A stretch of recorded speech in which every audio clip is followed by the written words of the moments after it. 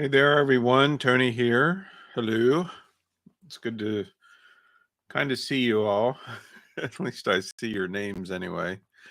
But thank you for joining me. I appreciate it. I'm still kind of getting my feet, so to speak, in this whole setup. It's been working for me, but I don't know. It still feels a little bit awkward. Can everyone hear me okay? If you could please let me know in the comments, I'd appreciate it. I'm trying my new mic in a different position because I haven't gotten a boom arm yet. So, anywho, um, let's see.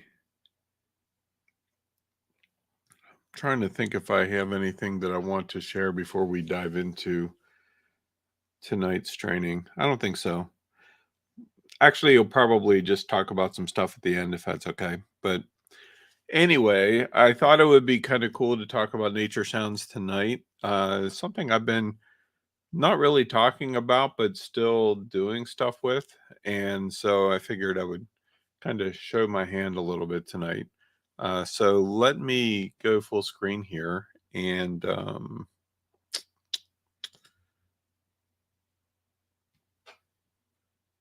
do a formal introduction. Hello, everyone. Welcome to Expert Media Webinars. This is your host and teacher for tonight, Tony Laddig. And tonight, I thought it'd be fun to talk about nature sounds and the public domain. And I know the public domain is a popular topic for many of you. It certainly is for me. 15 years later, I'm still talking about it. And just because there's so many cool things that are related to that, and a lot of different types of ways that we can use content from the public domain, regardless of all the different types that there is, for creating products that can help people and help us as well, of course. And so I thought this would be fun. There's some things that I've started doing with nature sounds, and I'll talk about those as we get into this. So let's see here. And by the way, hello everyone. So I thought I'd start off with the question of whether or not nature sounds are in the public domain. Now, you may think, well, yeah, obviously, Tony, I mean, nature makes them, so I don't know how you would copyright them. And you would probably be true in most cases with that observation. And the reason why I think it's worth kind of studying is because the sounds that we hear in nature are often relaxing and peaceful. You know, it's one of those, I would say, magical things that we have access to that probably most of us don't take advantage of it nearly as much as we should. I don't know that I would include myself in that mix because I'm in the mountains a couple hours every day, but most people are not. But there's something very resetting about just hearing water flow or just wind rustling through the trees or the birds singing or whatever. And of course, the good news is that you don't necessarily have to get out into nature to hear those sounds. There certainly is a lot of apps these days and videos and recordings and all kinds of things. And we'll talk about those more in a couple minutes.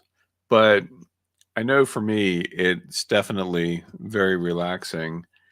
And there's all kinds of sounds that happen in nature, like the animal, bird, and insect sounds, right? Um, just this morning when I was in the mountains, I was going through one of my favorite parts of the mountains there. I fondly refer to as Fairyland 2. And because there's like 3 or 4 different areas that I refer to as Fairyland. But this particular one is essentially a large stand of pines. And so it's very open. The entire floor of the forest is nothing but pine needles. and occasionally you'll see a rock or two here or there, or a branch that's fallen off of one of the trees or whatever, but it's pretty clean overall. And I just kind of felt like I needed to take a stroll down through there, which I often do, probably at least once a week.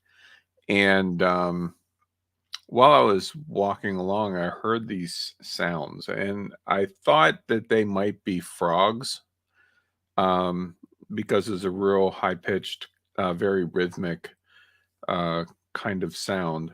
And so I walked over toward the lake, and it wasn't frogs, it was toads, but and not the same difference, but same family, certainly. These were American toads, and so they make a very distinct sound. And it was kind of cool because you could see them like floating around in the water and stuff, and just like their eyeballs practically is the only thing you could see above the water. But whenever they would make their sound, which is probably like a mating call or something, I don't know. But from their you know how they often fill the lower jaw like with air, and then the sound comes from that. So as they were making the sound, the water would vibrate around them. And so you look out across the lake and you see all these little ripple formations happening, all going out from where these frogs were. And it was really cool just to see um, all the frogs doing their thing. And I have my camera with me, and of course, took pictures and, you know, that kind of stuff. But it's just really cool. You don't always hear the toads, but I guess this is that time of the year now that we're entering into spring pretty hardcore. And then there's also natural soundscapes. Uh, you know, very often you'll people will find it relaxing to hear like waves crashing or a thunderstorm or the natural sounds of rain, um, or even like you know, crickets at night, or like the toads I was just talking about. It could be any number of things, right? Waterfall. Water is probably my favorite. I've never been really big about ocean waves. I mean, for sounds, I find them very relaxing, but I would still probably default more to a trickling stream or a waterfall or something like that, even though the sounds are very similar.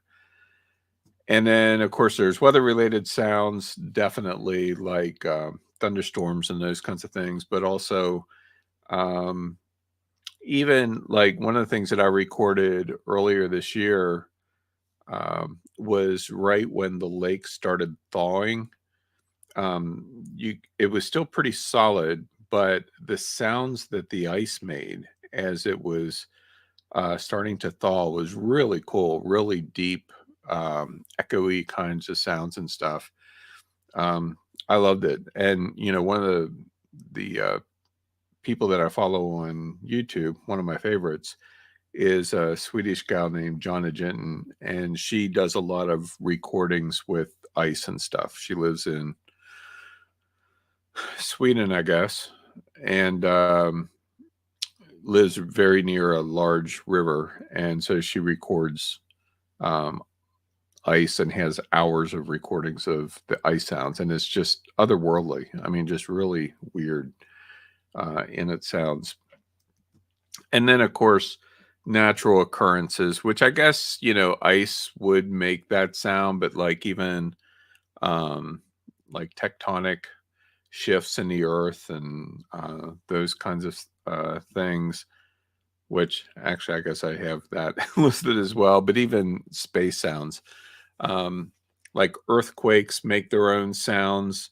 Um, the even like different occurrences, like some sounds that we don't normally think about or even hear, but they can be picked up through other instruments, like um, sounds from the sun and even other planets or other occurrences on other planets.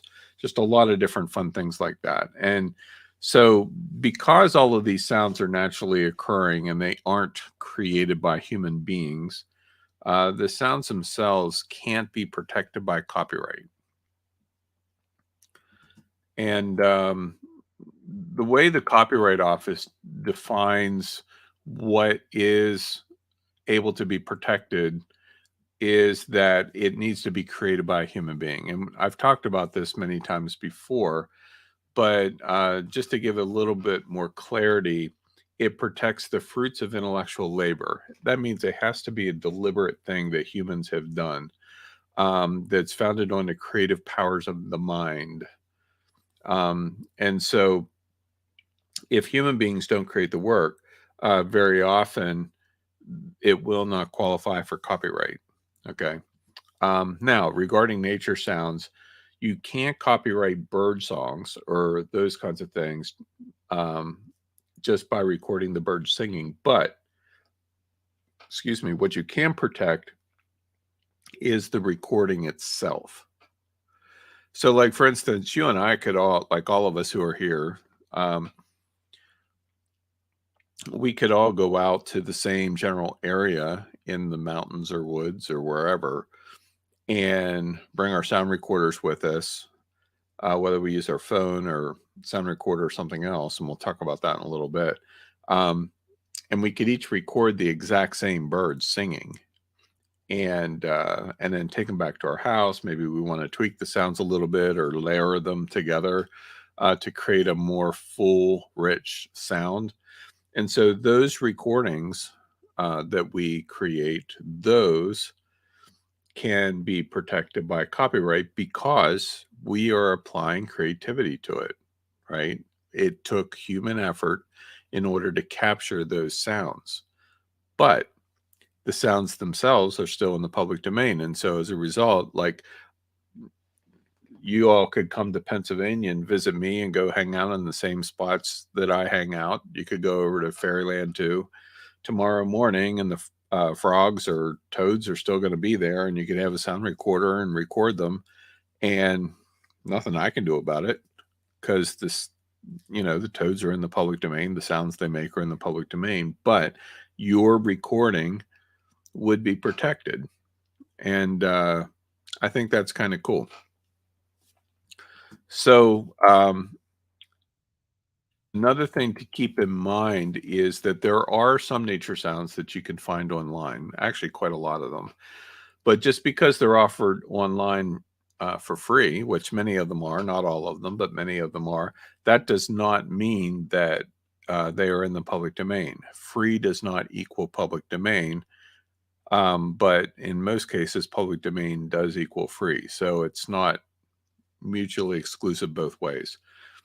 And what I've decided is that the recording, or, well, I didn't decide this, but the recording that you often hear still does require effort on somebody's part. So that part is protected by copyright. But a lot of folks do make those sounds available for recording or for use, provided that you give them credit or whatever, just like any other royalty free music or sound effects or anything like that. It's how they're used, how they're captured and used. Like, for instance, an example that comes to mind that isn't necessarily nature, but you think about, like, the movie Star Wars and some of the future releases in that line, right? There's quite a number of movies out now and TV shows and everything else. But a lot of those sounds were just like people hitting metal cables with another piece of metal or something. And then they were recording those sounds, and then they ran them through a distortion device, and voila, we have lightsabers clashing, right? And stuff like that. And so the same is true for any kind of sound, any kind of um, enhancement or manipulation or whatever that we make to an image helps in its qualification for copyright protection. I mean, if you think about it, the same is true with photography, right? All of us could be standing along that same shore where the toads are going strong, and each of us have our cameras there and snap a picture.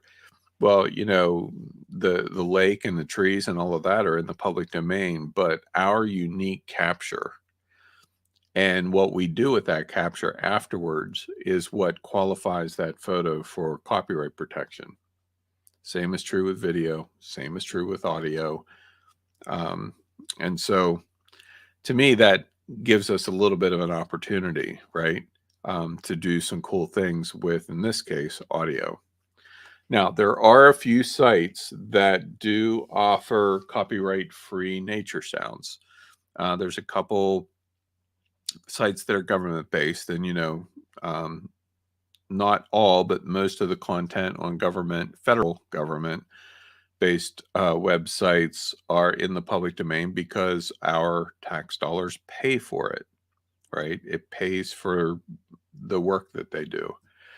And so to that end, National Park Services, NPS.gov has a gallery where you can access a number of different related sites that have sounds on them. Yellowstone Park is one of those that offers a very nice sound library of different animals and soundscapes and stuff like that. Same with Rocky Mountain Park. They also have a sound library. And then another site that I came across, I hadn't heard of before. It's a newer website, but it's called Big Sound Bank. And a lot of their sounds are also public domain. Debbie says NASA too. Yeah, I was trying to find some specific, like there's definitely sounds on NASA. I was trying to steer away from anything that wasn't nature related because there's a lot of sounds that are in the public domain if you get into sound effects and even music and early music and all of that. Like public domain audio is a huge topic just in and of itself, especially these days now that audio copyright protection has been federalized, because it used to be state to state, and so there was no rhyme or reason to it. But as of this year, 2022, the copyrights and how they're handled regarding audio specifically have changed, so that it's handled at a federal level, just like all the other creative arts, just like books and videos and all those kinds of things. But because of that move, there were a lot of recordings, audio recordings, that are now available in the public domain that weren't before. Hundreds of thousands of them, which different conversation, right? And I may talk about that more in the future. But for now, we'll talk about nature sounds. So let's say that you want to capture nature sounds. What's the process that you would use? Well,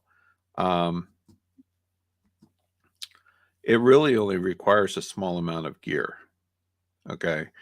And you need, apparently I can't spell, small out of gear. That's a Tonyism, I think. It should be amount. You need a microphone of some sort. Now, a microphone, it could be expensive, it can be cheap. And I'll share with you what I'm using here in a moment. But if you think about it, your phone has a microphone in it. You could use your phone. And I've used my phone to record audio out in nature. You work with what you have in hand. I'm a little bit more deliberate if I'm going out to record sounds, which I do every so often, once or twice a month, depending on what's happening. I actually do take a better recording device. Okay. And as I mentioned, there's one specifically that I use, and I'll share what that is in a minute. But anything that has the ability to record audio. I mean, I think we're a little bit beyond cassette tapes and stuff now. And so we would want something more likely than not that can record digital audio, and preferably like to wave format, because it's uncompressed as opposed to MP3s. And then, of course, you'll need some kind of an audio editing software. And that's just to kind of tweak it and adjust, and perhaps in some cases amplify, or whatever. This is what I use. Both Zoom and Tascam are leaders in this field for creating digital recorders. The one that you see there on the right is the Zoom H5, and that's the exact model. It's not my physical model, but it's an Amazon picture. But this is the one that I use to record audio. It will do stereo audio. You can also add external mics to it. It has two XLR jacks in the bottom that you could plug an external mic into if you wanted to use like a mic on a boom or something like that, and just use the recorder as a recorder. But it does come with stereo mics built in that are removable. And then on the right, these are just the support cables and everything. And then this fuzzy thing, which of course is called a dead cat, I guess, because it supposedly looks like a dead cat. But this just sits over top of the mics so that it cuts down on wind noise and those kinds of things, especially if it's windy. But any extraneous noises and those kinds of things, it helps to cut those sounds. And so, as I mentioned, you can use either an external mic or the built-in mic, which what I've been doing is just using the built-in mic. I mean, I have a tripod mount on it, so I can just mount it to a tripod, and I keep the tripod mount on just because it's easy. And so then I can just, set it there and not touch it. And it does kind of look like a triple Leslie, doesn't it? And so it's worked really well. I've gotten some really good results recording streams and rain and stuff like that. One thing that you can do is put a cover over them. Like if it's raining, you don't want to get digital equipment wet, obviously. But you can put a cover over it to help, like usually what I found is like a cone of sorts is best. That way you're not hearing water droplets necessarily right on top of the microphone, but you can still, because it cascades it down around it. But you can still pick up the rain itself. And another thing that you can do that I've also done as well, inspired by others on YouTube, is just use a regular microphone attached to a video camera, or if you have a digital SLR or something like that. That way you can record both the sound and video, which is especially cool, like with a stream or something. Excuse me. And what's awesome about that is that you can record the sound and have like the string, trickling down, especially if it's an overcast day, or if there's not a lot of clouds in the sky. So either very sunny or overcast. And then what happens is, let's say you capture, I don't expect anybody to stay there for hours. But what I found is that if you capture about 5 to 10 minutes of video and audio, you can loop them and go for hours and hours and hours, and nobody's going to know. It's like, oh, hey, wait, I think I heard that particular babble a little bit from the brook. You can't tell, especially with a longer clip like 5 or 10 minutes. And so that's kind of what I found with some of the videos that you'll find on YouTube that are just beautiful nature video and nature sounds, is almost none of them are long. They're long recordings, but they're not uninterrupted recordings. I guess that's the best way of saying it. They're loops. And if you pay close attention, you can actually see repeating patterns and stuff like that. So, as I mentioned, the dead cat is used to reduce wind noise. I would highly recommend using one. Sometimes you'll see microphones like the one that I'm using right now will have like a foam covering on it, which works fine. In many cases, it certainly helps reduce like sound pops and those kinds of things. But the dead cat's just goes a lot further to that end. And then as far as audio editing, there's a couple options. There's Audacity, which, many people use. It's free. And Adobe's audio program is called Audition, which I've also used. Like, I haven't used all of these. Logic Pro is from Apple. It's probably the most expensive of the group in some respects, but it also, well, both Audition and Logic Pro give you a lot more ways to work with the audio, which I like. All right. So another thing to keep in mind is that some video editors can also work for editing your audio, provided that they output audio files. What you're really wanting to look for is the ability to layer sounds so that you can have multiple layers of sounds happening simultaneously. That way you can give your sounds a lot more full kind of sound if that's what you want to produce.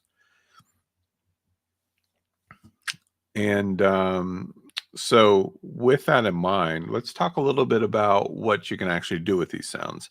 And I've been watching the discussion here about different different things that Vicky and others are talking about here. So there are some personal benefits in capturing your own sounds from nature. And probably the biggest benefit, of course, is that you have control over what happens with it, over, what you want to do with it. And I mean, sure, you could find and use somebody else's recording of a stream, but you may end up with copyright issues or something like that. You're somewhat limited, just like using royalty-free music or anything like that, stock video footage, unless it's in the public domain or it's CC0, you are limited in what you can do with it. So you want to keep that in mind. But there are a number of ways that you can use natural sounds for products. One of those, of course, is inspirational relaxation recordings. And it's surprising to me, maybe not, but a lot of people use inspirational and relaxation recordings. And in some cases, just nature sounds, and in other cases, nature sounds with music or whatever. Thomas says that his meditation music on YouTube are always loops. And I think that's probably true with us as well. We end our night every night listening to the Meditative Mind YouTube channel. And a lot of that is music based, but there's also natural sounds in it as well. And I'm quite certain that they're all loops. But, usually our last hour before we go to bed is listening to something like that.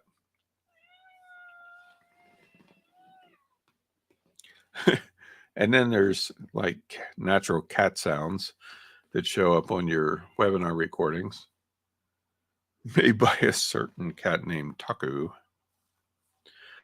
But yeah, there's a lot of cool things that you can do with relaxation recordings, inspirational recordings. You can combine them together with music, of course, or you can leave them just as is and sell them as digital downloads or whatever. Probably more the way to go these days.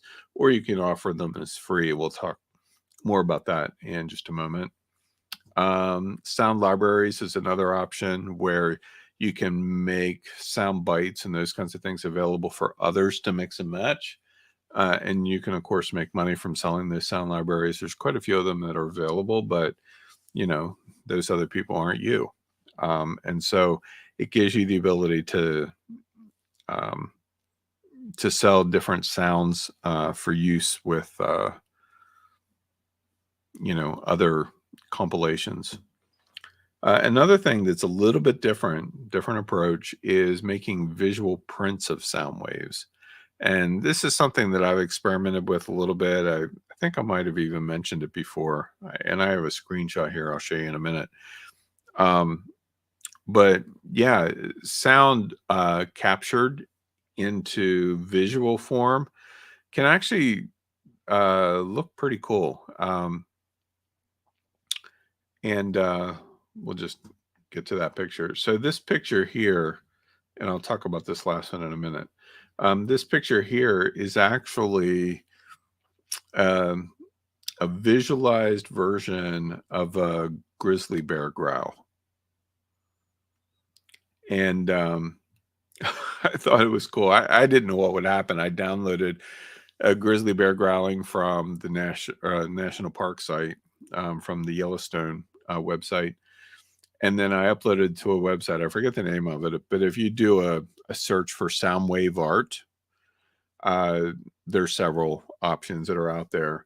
This is just one that I picked, and they had probably 8 or 10, 12, something like that, different ways that you could show the sound wave.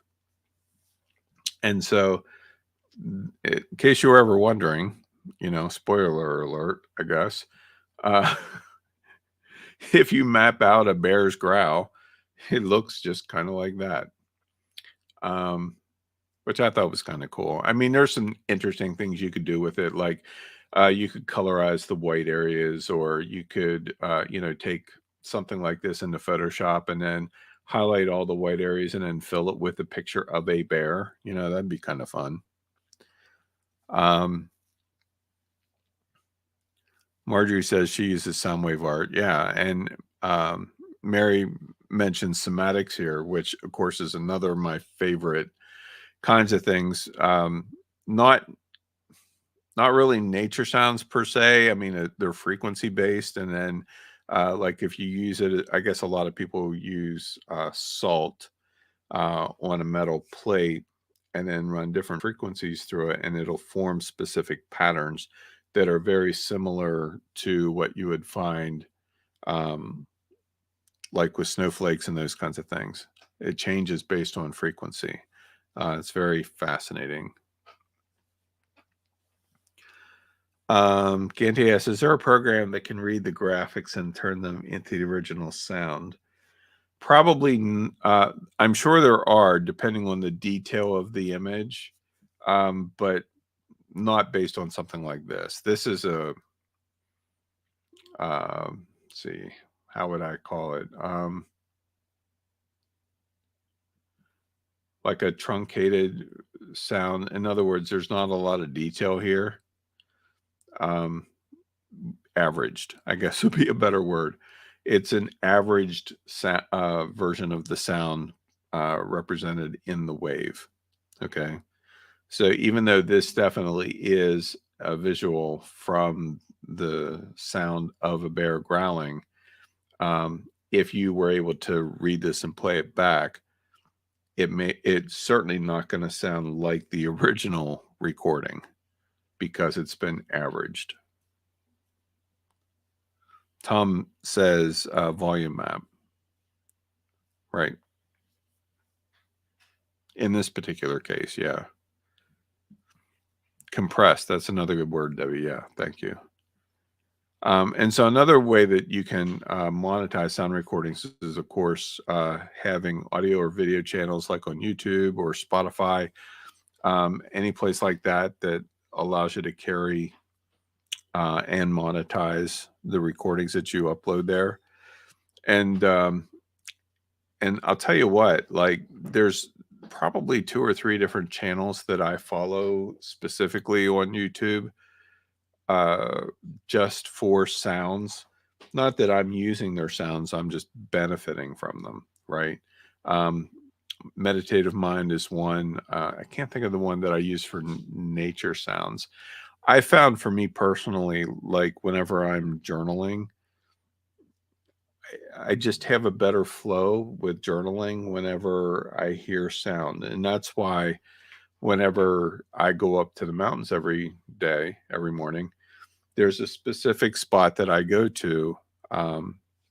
And it's about 5 miles back into the mountain. And there's a little pool off there next to a stream. And so I take the Jeep there, pull it into the pull off, wind down the window closest to the stream, and I can hear the sounds of the stream, and then from that, I just, with that sound kind of going in my ears, then I'll just kind of calm myself, and I have a whole routine that I kind of go through with Oracle decks and stuff like that. But um, I found that it just puts me in a space where I can uh, hear more clearly what it is, I need to learn or gain insight for the day.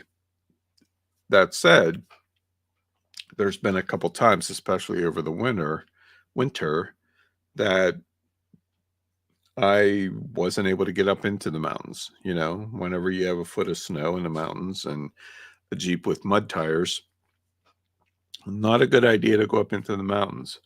I've done that in the past. I've gotten stuck in the past. Um, that's not a good outcome. And so what I started to do over this past winter was I would put on headphones or AirPods and listen and look at some of the YouTube recordings of sound, of like the stream running or river or whatever. And I found that it had a very similar effect, and that was awesome. It was a really good substitute. Obviously, I mean, it is just a recording of the same thing. But it wasn't so much about me physically being present in the mountains as it was the sound that was transporting me to a place where I felt that I could, you know, hear the insights that I was getting for the day more clearly. And so I'm not alone in that. I know a lot of other people um, respond the same way. I mean, another way that sound is often used is to help us sleep, like as a sleeping aid at night. Now, we don't listen to specific recordings per se of nature. Kristen got one of these sound generators that actually has like stream sounds and waterfalls and ocean waves and all that kind of stuff, but it also has different frequencies of white noise. And that's actually what we listen to. Can't sleep if it's not playing. It's the weirdest thing. But just reach up, touch the button, and all of a sudden you have this white noise right at your head, and it helps us sleep, And of course, waterfalls and streams and all of that are a form of white noise anyway. So it's pretty cool. Ganty says, I love Meditative Mind. Listen to it from time to time. Yep, we'll be listening to it tonight. Just like every other night. Thomas says, I go down to a park near here and listen to the gators calling during mating season. That's cool. My duck says, one of my favorite spots in nature features an underground stream, audio filtered through limestone, quartz, and granite boulders. I'd love to hear that. That's super cool. We're mostly here. We are mostly limestone, quartzite, some sandstone, and various formations depending on the amount of pressure and depending on the area. We live in a valley. I drive up to the mountains, but where the valley is at one time, millions of years ago, it was actually underwater, like a seabed or something. And so as a result, everything pretty much in the valley is limestone. And the further up the mountains that you go, which the mountains are heavily eroded now after, millions of years. But the further up the mountains you go through transitional rock. So, you have the sandstone, and then you get into shale and slate. And then the further up you go, you get into a harder sandstone. And so it's very interesting. Like, top of the mountain is nothing but sandstone. The valley is nothing but limestone, which of course is microscopic sea creatures, just compressed. And so you can literally see how, like, the top of the mountains now would have been the beaches millions of years ago. So it's just kind of cool to see that all play out. And then how the streams, as they run down into the valley, what they expose as they travel over the different types of rock and stuff. Very interesting.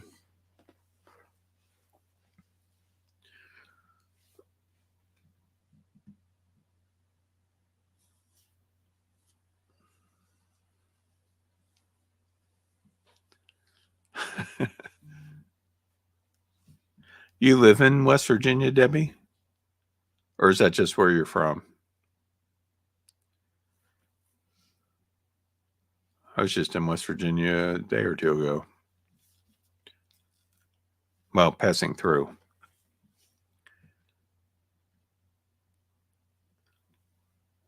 Yeah, definitely sweet dreams. The only like, I can't sleep without the sounds now. Julia says, I have a creek running in front of my house that I often go lean on a tree next to it. Sadly, also lots of traffic on this street, but there are times the creek sounds overpower most of that noise. Yeah, that's the one thing. Like, there's been once or twice. A good example would be this past Sunday. We had a food festival, a food truck festival in our downtown area here. And so we had like 40 food trucks and all of that. And so as a result, living downtown here, parking is at a premium. And so I didn't want to move the cars or like leave and go up to the mountains and then come back and not have a place to park, especially with all the people that came into town. It was packed. And so instead, we have a greenway trail that's behind our apartment where we live now. And so I just walked down the greenway trail, and I had my phone with me and camera and stuff. And there's a waterfall that's actually just a couple hundred yards behind our retail store. And so I just went. They have like picnic tables and stuff like that there. So I just went there for my morning routine. And it was nice, and the waterfall sounded cool. And, I got like all the feels like I normally do, but I also got car horns and, you know, fire engines doing their thing and all that kind of stuff. So I can definitely relate to you, Julia. Nighttime perhaps would be the best time to really hear those sounds, like middle of the night when everybody's supposed to be sleeping.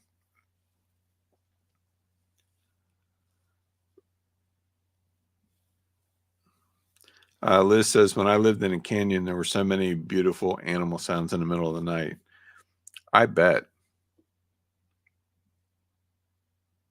Animals are awesome, because they're kind of like a lot of times, many people will see, a random animal or bird or something like that, and really not give it much thought.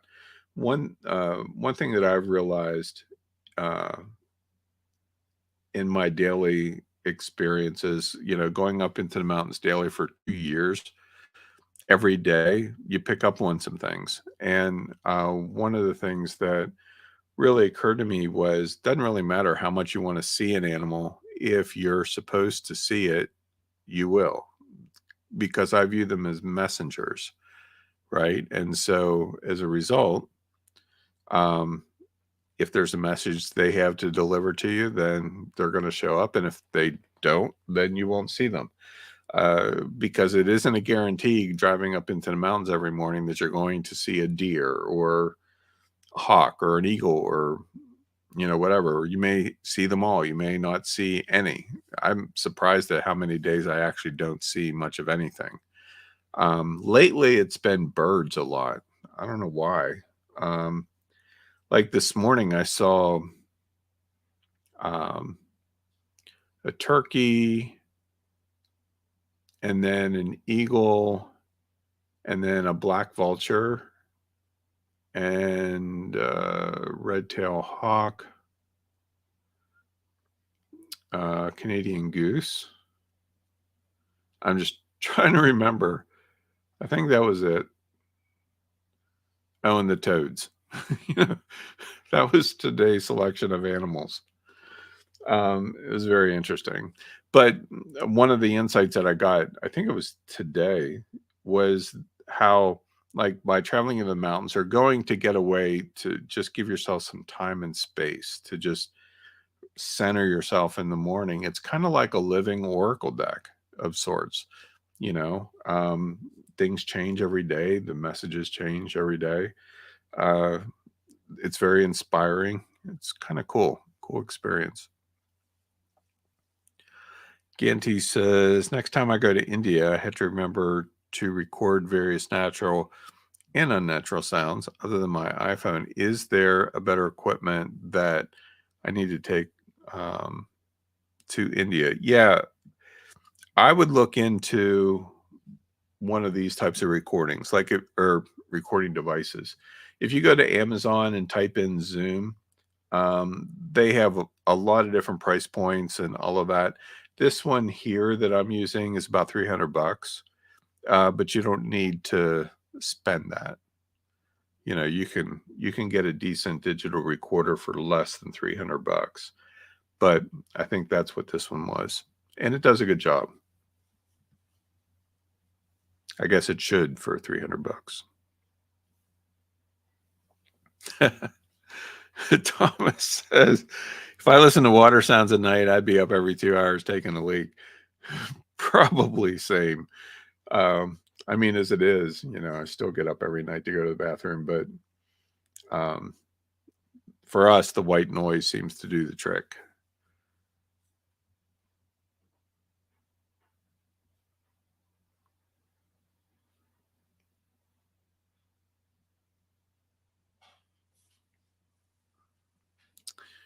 All right.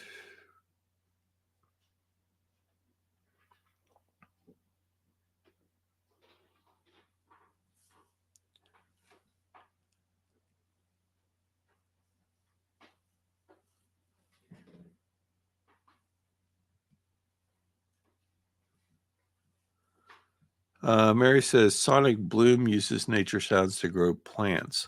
I played the tape and could feel the tree trunk vibrating. Oh, that's cool. Ganti says, thank you for the information. How long does the battery last? I've never had to replace mine, so I don't know the answer to that question. A long time, apparently.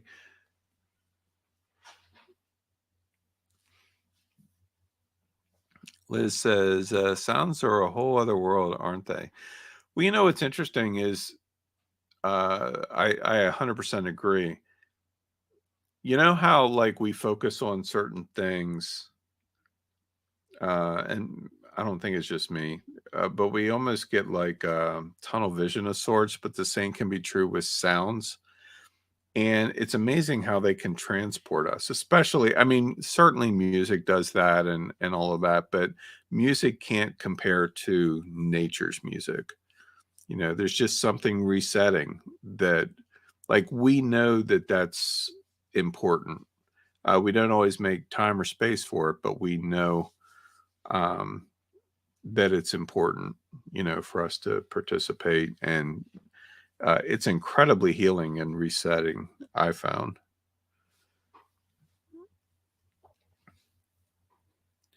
I would say probably closer to 20 hours, Ganti. And I think I'm just using lithiums in it. They're not rechargeables. I'm pretty sure. I don't have it near me. It's in the other room right now. We have a tech gear cabinet, and it's in there.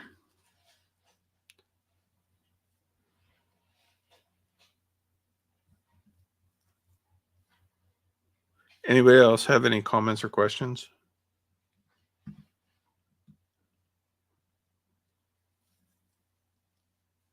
Leslie says, I agree, Tony. Being deaf in one ear, I feel like I focus in on sounds more than other people. It can get kind of irritating. The people? I find that people can be rather irritating.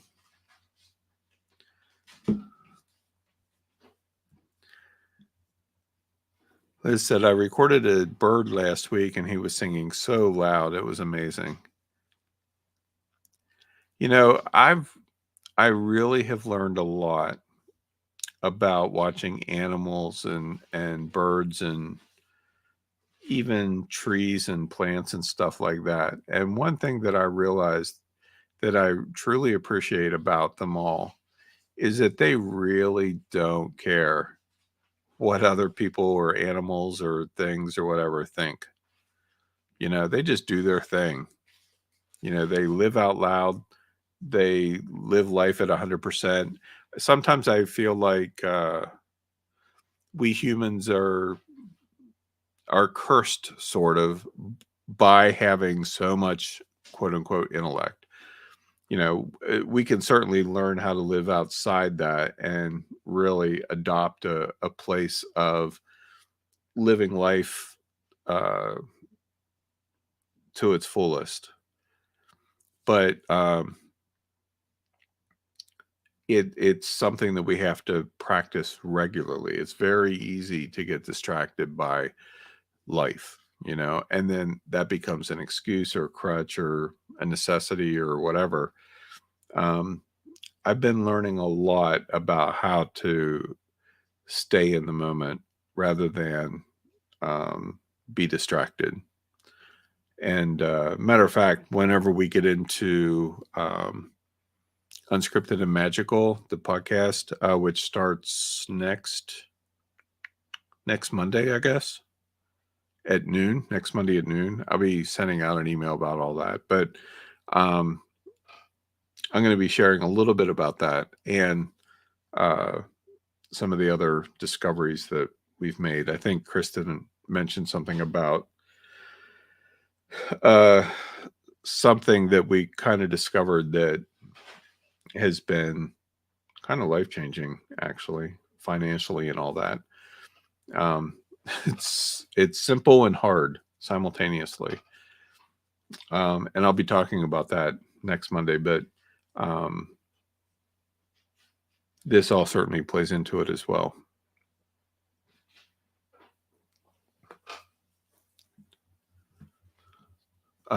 No, you guys aren't irritating at all.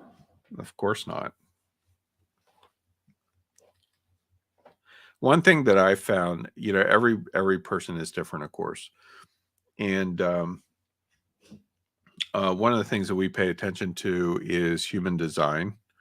I've talked a little bit about it before, and on one of these episodes a few years ago, I had our friend Natalie Collins on, and she's been deeply involved with human design for 7 years, I think. But you know, there's different, depending on when you're born and timing and all of that kind of stuff.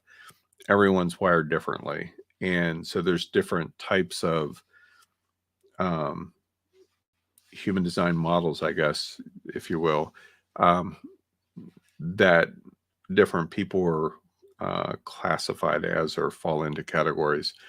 And the one that um, I guess the category or whoever I am in human design is a reflector.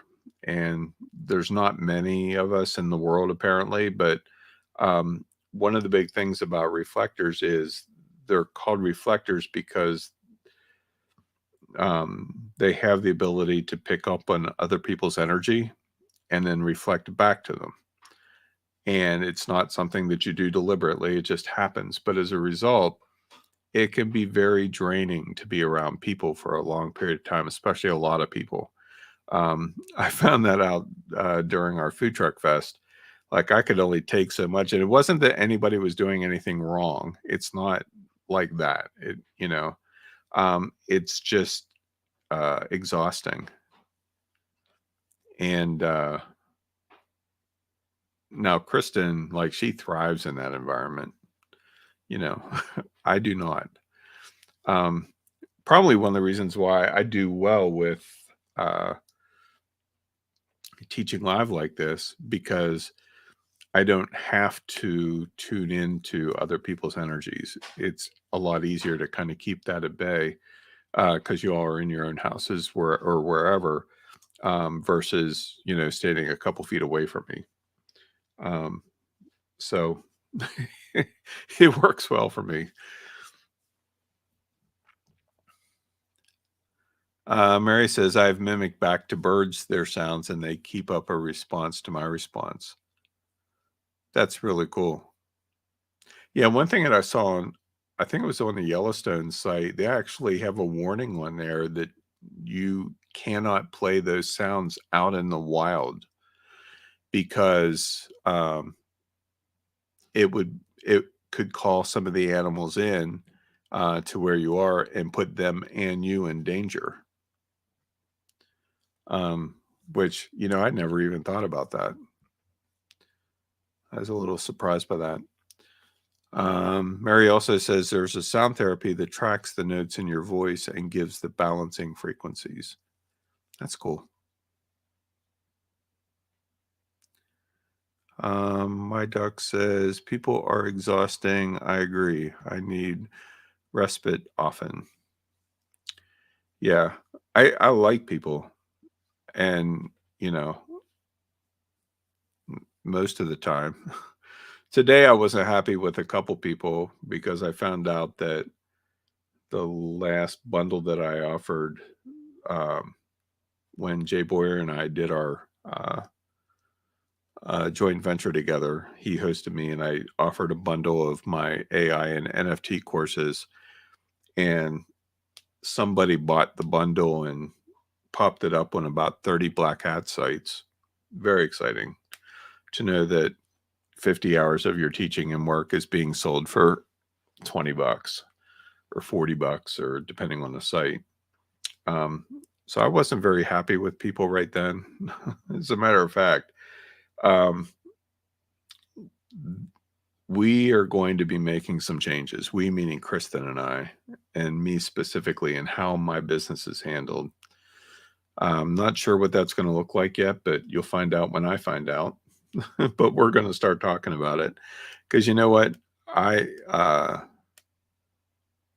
I'm just not interested in busting my ass to create products for other people to rip me off.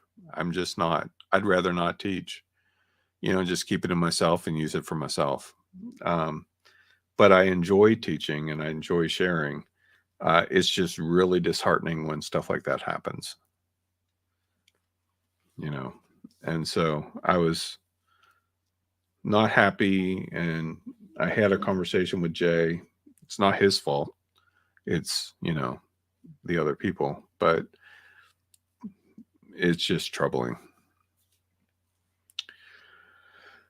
And of course, you can't really go after them because some of them are in like Thailand and places like that, Philippines, and you know, it's kind of. I told Kristen it's kind of like trying to catch water with a colander.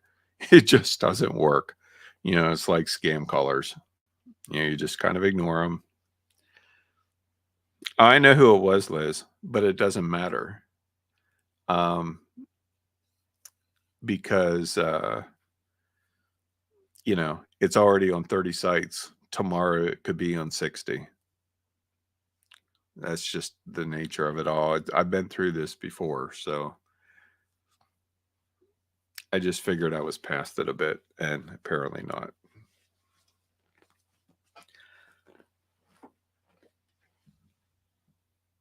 Alex says, I once had an extended conversation with a crow. That probably would be more interesting than talking with some people.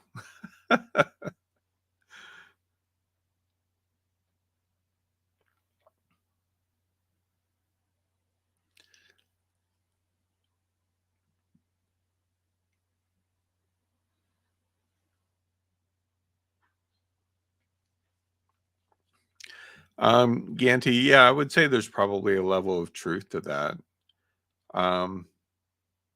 You'll find with some of the things that we're going to be talking about with unscripted and magical, I'm going to be sharing a lot more of those insights. It's not going to be anything like this, where I'm teaching about products and marketing and technology and all of that kind of stuff. I mean, we are going to be heading deep down the rabbit hole, about as deep as you can get with that podcast webinar or whatever you want to call it.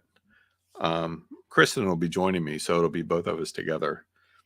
But we've been basically using ourselves as guinea pigs to learn how to be the best version of ourselves that we can be.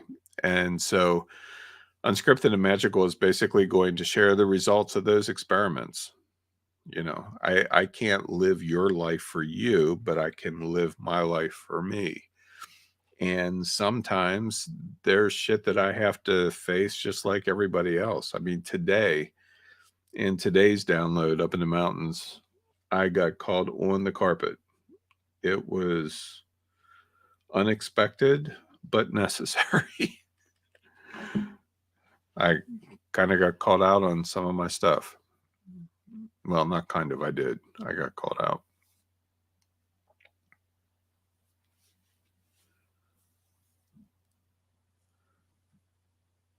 Yeah, I agree, Julia. You make a really good point.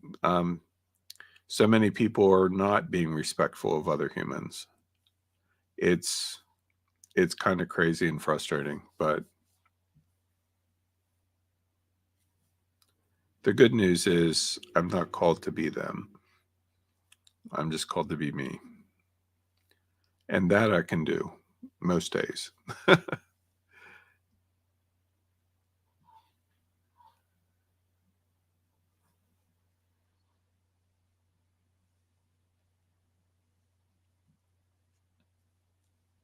Oh, okay, Debbie.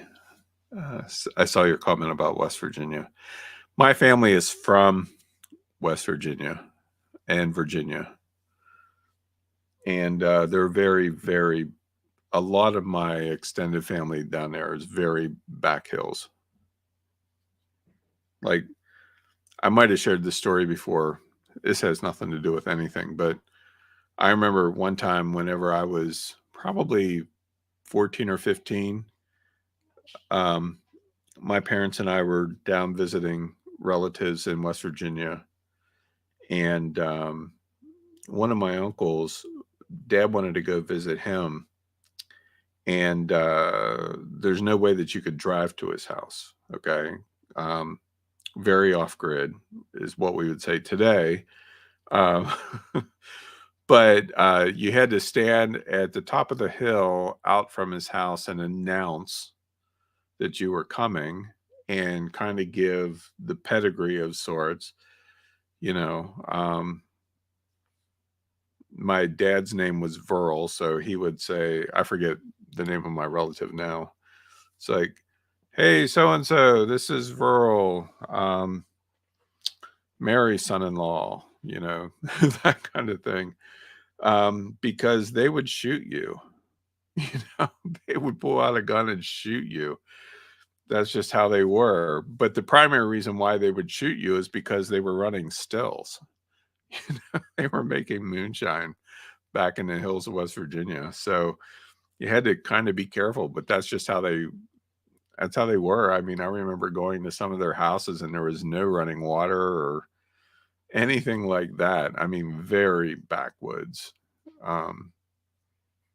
It was it was very different compared to my experience in Pennsylvania. But I think they probably joined the 21st century now, the ones that are still alive, their grandchildren and stuff. But it was definitely a bit of a culture shock.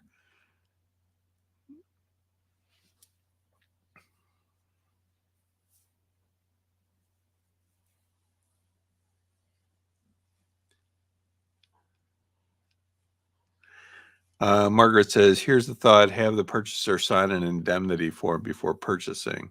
The problem is that they buy under false identities and stolen credit cards in some cases and all kinds of stuff. They try hacking the site. I mean, today, for instance, Expert Media Hub was under a brute force attack. Somebody trying to hack my password.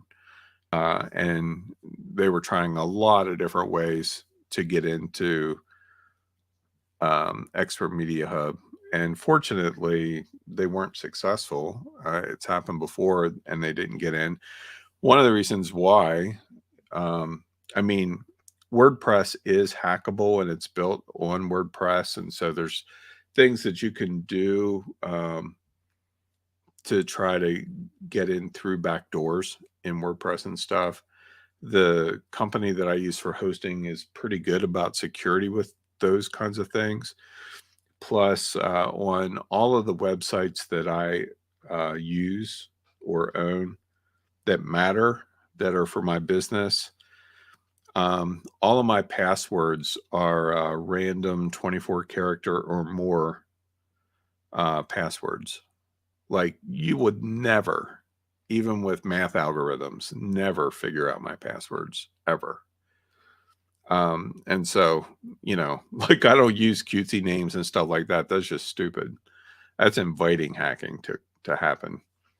So like my email accounts, most of them anyways, the community account, the hub account, all of those have like 24 plus character passwords and with, random characters and all kinds of stuff. But it's just the nature of things. There's a bunch of people out in the world who are assholes. I mean, it's just really that simple.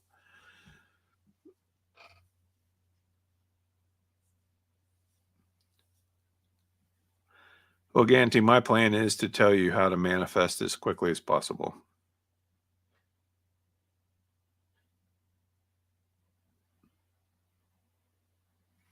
Debbie says, busy night, got to go and prep for my own class, Intro to Psychic Development.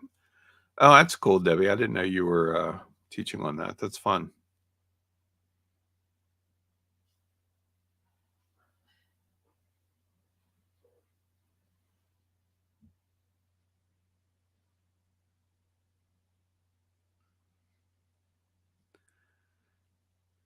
Yep, my duck, that's exactly how it was. NDAs aren't going to work, Alex, because they just lie. I mean, I logged in as some of these folks into, like, I have tracking logs for my website. Like, I track everything.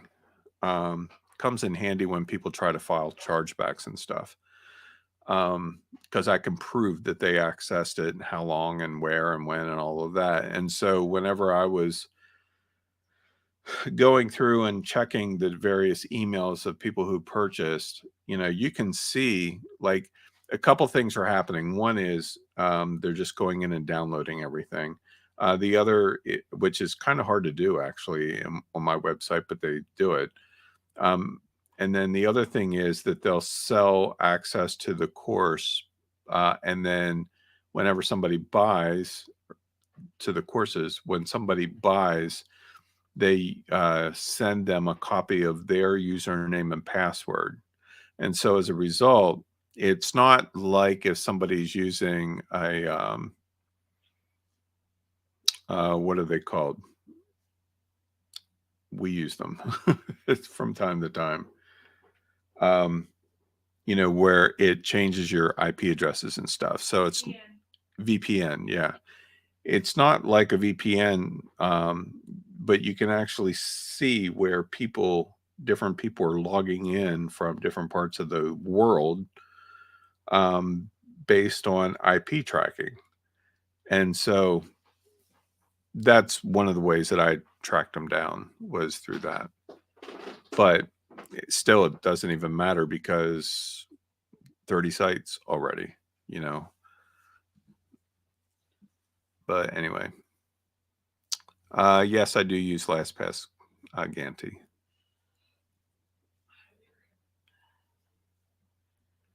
Margaret, I use WP Engine as a hosting company.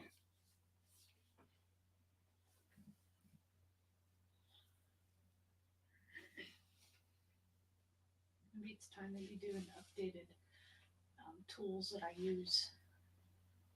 Expert media, whatever. Yeah.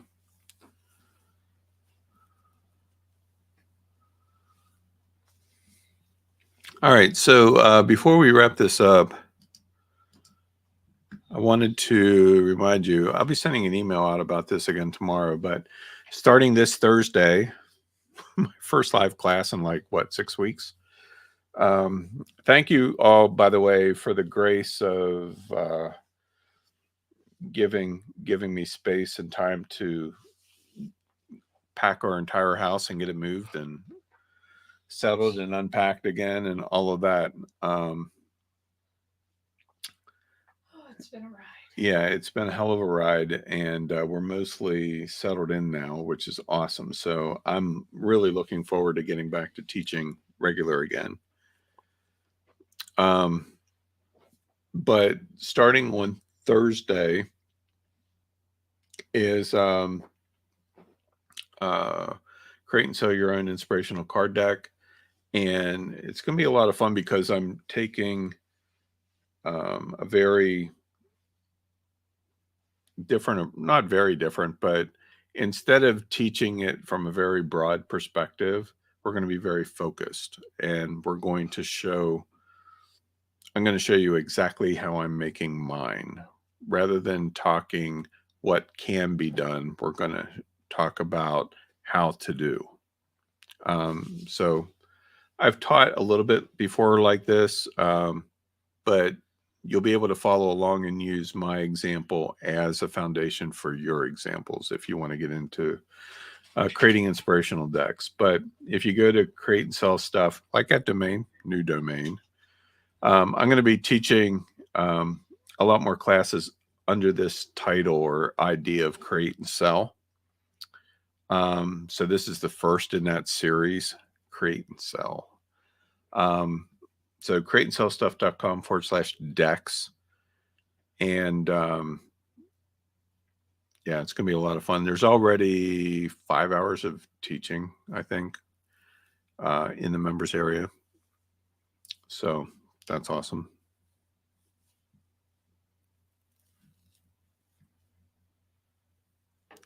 You can't really block the use of a password, Suzanne, because they can just get a different password. And you can't even really block them at the IP level because they can just use a VPN and use a different IP. I mean, there's a lot of ways around it. That's what makes it challenging. And that's what encourages them to do it. So it is what it is. I'm coping mostly. But anyway, yeah, create and sell stuff. I'm going to post the URL here in the comments area. If any of you need it. But I'll be mailing on it tomorrow as well and on Thursday. Canty says, I'm glad you're teaching live. Me too. I enjoy it. I miss it when I'm not doing it. Where am I? Oh, here we are.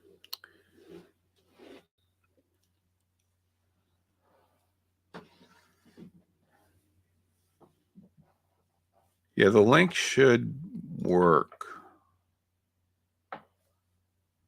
If I spelled everything correctly. I don't know if it's clickable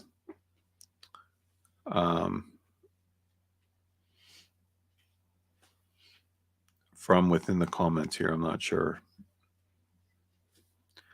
Thomas asks, have you had anyone translate your products and sell them? Not that I'm aware of, and I haven't had anyone do that, or where I hired somebody to reach other languages. But I haven't seen any versions of my products that have been translated, and I search every so often, just because.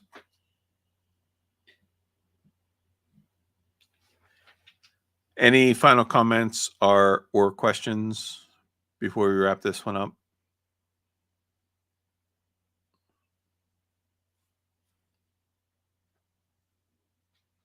By the way, completely unrelated, yesterday was Kristen's birthday, and to celebrate, we spent the entire day shopping for rocks. It was awesome. And books, yeah. We found this one rock shop we'd never been to before. It was like a warehouse. It was amazing. I know. And we found a lot of really cool discoveries. But anyway. How did you send the direct message, Ganty?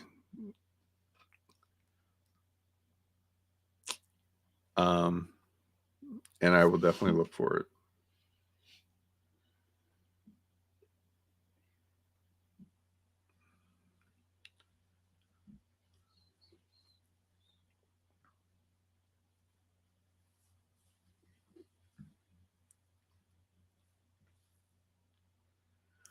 All right. So, whole bunch of folks said happy birthday. Oh, thank you. All right. Well, we're going to call it a night. And I hope you all enjoy the rest of your evening. And those of you who are joining me for the new course, I will see you on Thursday. And so watch for emails about the new course. Watch for emails regarding Unscripted and Magical that's starting next Monday at noon. And of course, next Tuesday, we'll be here together as well. And so, very good. Enjoy the rest of your evening, everyone.